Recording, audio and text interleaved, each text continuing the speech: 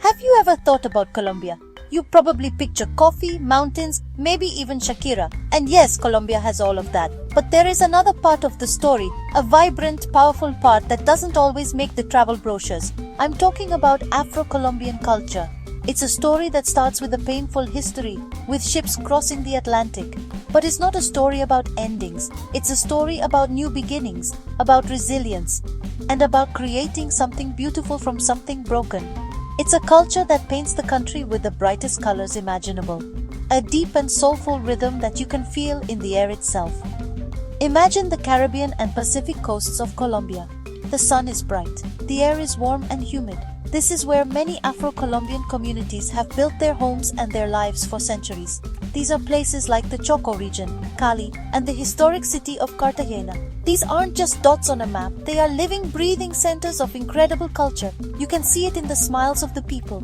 You can hear it in the way they speak, a melodic Spanish mixed with words that carry echoes of Africa. This is where a huge part of Colombia's soul resides, a legacy that is both ancient and constantly reinventing itself.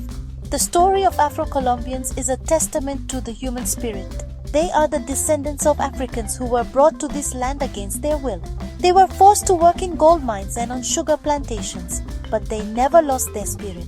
They fought for their freedom, creating their own towns called palenques. These were hidden sanctuaries of liberty, places where they could preserve their traditions, their music, and their languages. San Basilio de Palenque is the most famous, a town that is recognized by UNESCO as a masterpiece of human heritage. It's a living symbol of resistance and cultural pride, a powerful reminder of where they came from. Today, Afro-Colombians make up a significant part of the country's population. Their influence is everywhere, even if people don't always realize it. It's in the national music you hear on the radio. It's in the delicious food that makes your mouth water. It is woven into the very fabric of what it means to be Colombian. Their story is not just a side note in Colombia's history book. It's a main chapter, full of heroes, innovators, artists, and leaders. It's a story of survival, yes, but more importantly, it's a story of thriving with undeniable style and grace. If you want to understand Afro-Colombian culture, you have to listen. The music is the heartbeat of the community. It's not just for parties, it's for everything. It tells stories of history, of love, of struggle, and of freedom. The drums are a direct line to Africa. When you hear the beat of a tambor alegre or the deep call of the marimba de chonta, you are hearing centuries of tradition. This music is a conversation between the past and the present. It's alive, it's powerful, and it will make you want to move, even if you think you have two left feet. It's pure infectious energy in sound form, and where there is music, there is dance. The two cannot be separated.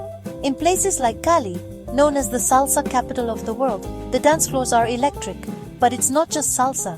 There is cumbia, a dance of courtship with African roots and Spanish influences. There is curulao, the hypnotic dance of the Pacific coast that mimics the waves of the ocean.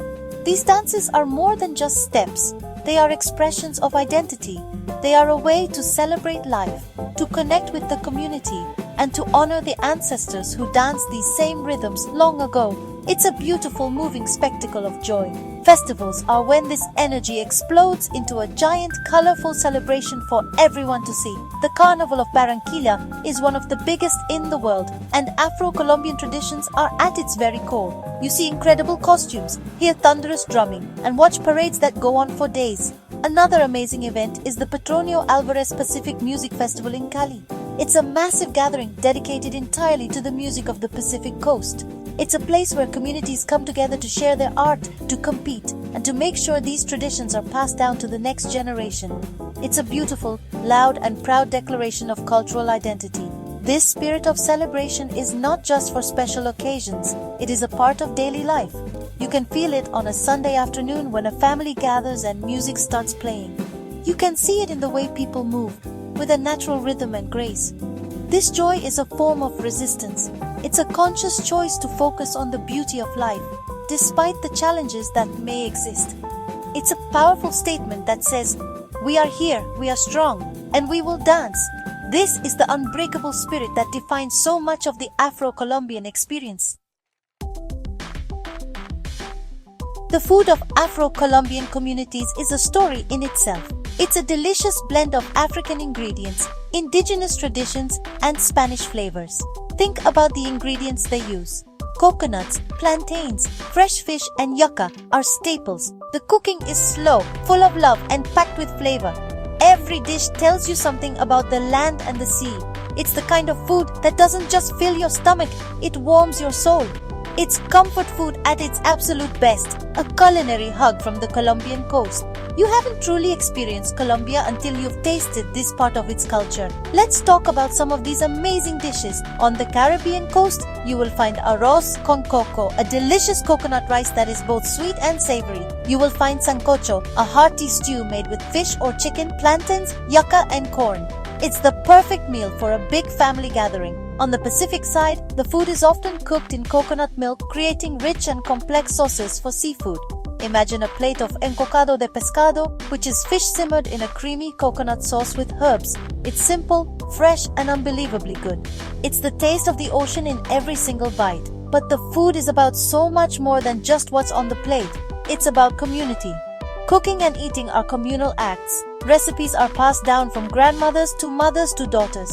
These aren't written in books, they are shared through watching and doing, with a pinch of this and a handful of that.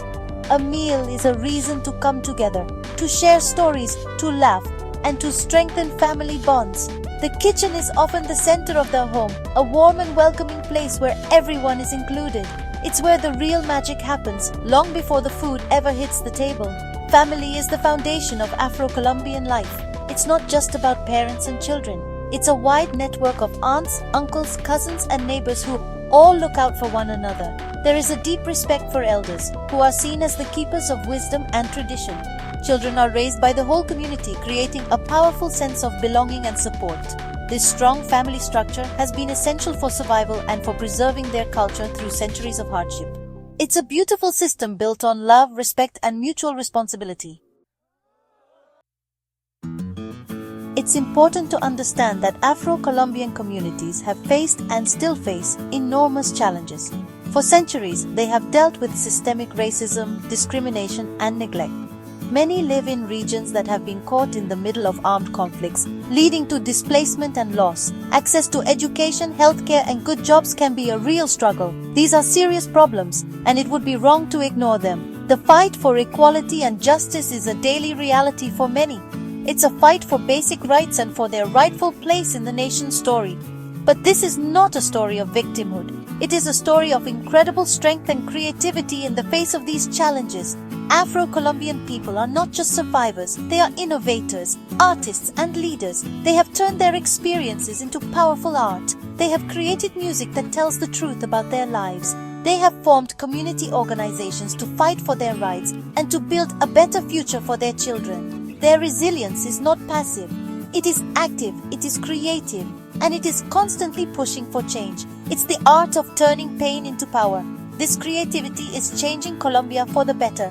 Afro-Colombian musicians are winning international awards. Their writers are telling stories that have been ignored for too long. Their athletes are representing the country on the world stage. Slowly but surely, the rest of Colombia is starting to recognize and celebrate their immense contributions. New laws have been passed to protect their cultural rights and to give them more representation in politics. There is still a long way to go, of course, but these are hopeful signs of progress. The country is stronger and richer because of their voices. So the future for Afro-Colombian communities is a story that is still being written. It's a story of hope.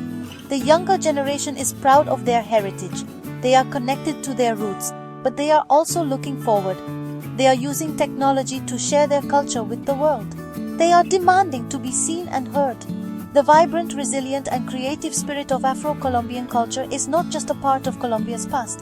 It is an essential part of its present, and it holds the key to a more inclusive, more colorful, and more just future for the entire nation. And that is something worth celebrating.